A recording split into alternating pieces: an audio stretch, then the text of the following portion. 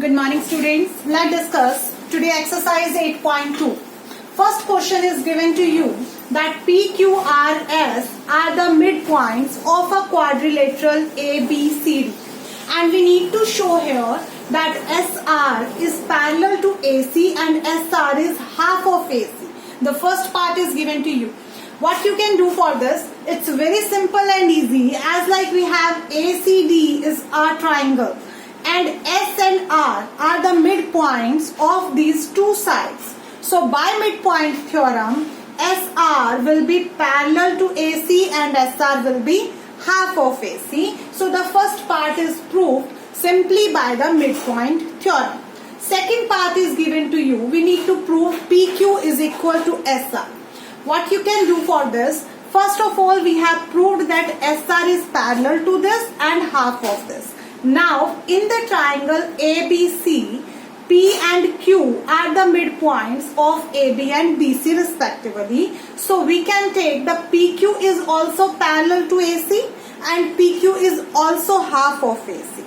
If we have both the sides, PQ is parallel to AC and the half of AC, and in the same way we said that SR is also half of AC and parallel to AC. So by these both, that if the right hand sides are equal, then left hand sides are also equal, we can say PQ is equal to SR, and in the same way PQ is parallel also to SR. Now he is saying PQRS is a parallelogram. We have already proved two things, that PQ is equal to SR and PQ is parallel to SR. Now we can use the theorem that if one pair of opposite side is equal and parallel, then it is a parallelogram. That's why PQRS is a parallelogram also. Now the second question says ABCD is a rhombus. It's given to you that ABCD is a rhombus, and it's given to you that P, Q, R and S are the midpoints of these sides. We need to show here that PQRS is a rectangle. How to go for that? First of all, what are the conditions of a rectangle? Rectangle conditions are there that it should be a parallelogram, and if we are having each angle of a parallelogram is 90 degree, then we can say it is a rectangle. So first we will prove that it is a parallelogram. So I don't think we need to do much more, as if we do the same steps which we have followed here, by these same steps you can say PQRS is a parallelogram. So first part will be the same as this part. You will say PQ is parallel to AC and half of AC. SR is also parallel and half of AC. That's why these both are parallel and equal to each other. If one pair of opposite side is equal and parallel, then PQRS is a parallelogram. Now the second part comes that we need to prove that any angle is 90 degree. If one angle of a parallelogram is right angle, then obviously each angle will be right angle. So let's go for this. We can give it a name. You can give it name O, or you can take L, M, N.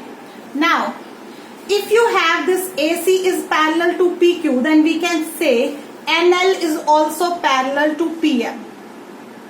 We can say it easily, and in this way we can say this line is parallel to this line, so NP is also parallel to LM. Now if these both the pairs of LMPN is parallel, then we can say LMPN is a parallelogram. From here we got that LMPN is a parallelogram, and we know the rhombus property. Rhombus says the diagonals of a rhombus are perpendicular to each other. That's why we can say this angle is right angle, and we know the parallelograms opposite angles are equal. So by this we can say if angle L is equal to 90 degree, then the opposite angle P is also 90 degree, and by this we have proved that in a parallelogram, if one angle is a right angle, so we can say yes, it is a rectangle. I hope it is understood to you. I am just repeating in short. First we have proved PQRS is a parallelogram. Then we said that PMLN is also a parallelogram, and diagonals of a rhombus perpendicular to each other. That's why this angle is 90 degree and the opposite angle is also 90 degree. So we can say PQRS is a rectangle. Let's come to the third question. In the third question, it is given to you that ABCD is a rectangle and PQRS are its midpoints. We need to prove that PQRS is a rhombus.